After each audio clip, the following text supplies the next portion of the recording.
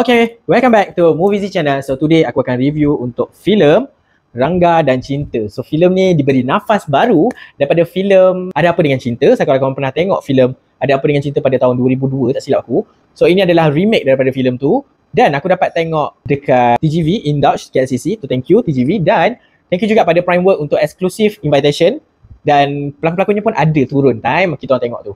Okay, so this film adalah remake kan. So maybe aku tak cerita apa sinopsis dia. So aku akan terus pergi pada benda yang aku minat dulu dalam filem ni.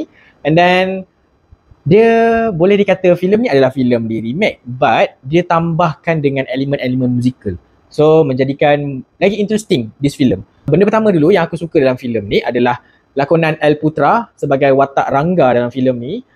Memang just nice. Aku suka gila dia punya lakonan sebab dia lontarkan skrip semua okey.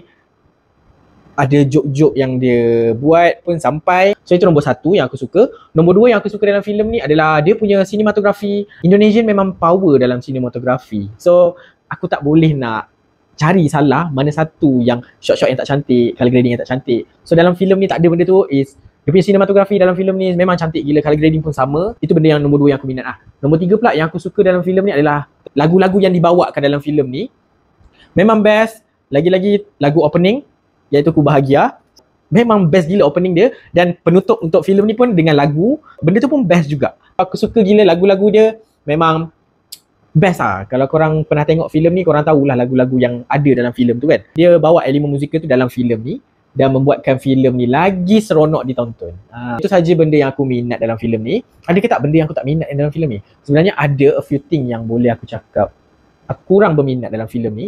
Just nombor satu yang aku kurang berminat adalah watak si Cinta tu sendiri, Leia Princi, tak silap aku nama dia. Watak dia ni aku rasa macam dia ni tak ada emosi ke kan? Sebab aku tanya kawan aku pun kata yes, dia nyanyi tak ada emosi.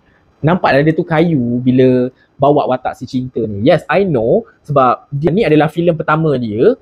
So boleh nampak lah dia struggle untuk bawa watak Cinta tu. Agak sayang sebab aku rasa ada seorang lagi watak yang dalam filem ni nama dia Alia. So Alia ni lagi aku rasa better bawa watak Cinta tu daripada si Leia ni untuk bawa watak Cinta tu. Itu nombor satu yang aku tak minat. Nombor dua yang aku tak minat dalam filem ni adalah satu lagu ni dibawa oleh siapa nama pelakon tu aku lupa. Dia pelakon tu botak lah, senang cerita. So dia bawa satu lagu which is dalam English. Aku rasa macam turn off gila. Macam dia tak dia potong mood sebab dalam English kan dia rasa macam lain and then siap menari melompat-lompat semua. Aku macam ni macam terlalu over kan. Benda-benda macam tu rasanya tak payah kot. So benda tu buat aku turn off lah bila tengok that scene.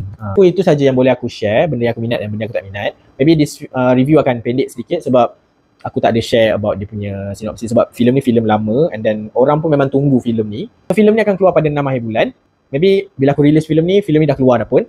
And then berapakah rating yang aku bagi untuk filem Rangga dan Cinta ni? So filem Rangga dan Cinta ni aku bagi sebanyak 7/10. And then itu saja yang boleh aku share. So kalau siapa yang dah tengok nanti boleh komen dekat bawah. Aku nak tahu juga apa yang korang rasa. Jangan lupa like, share and subscribe aku punya YouTube channel. That's all for my review. Thank you.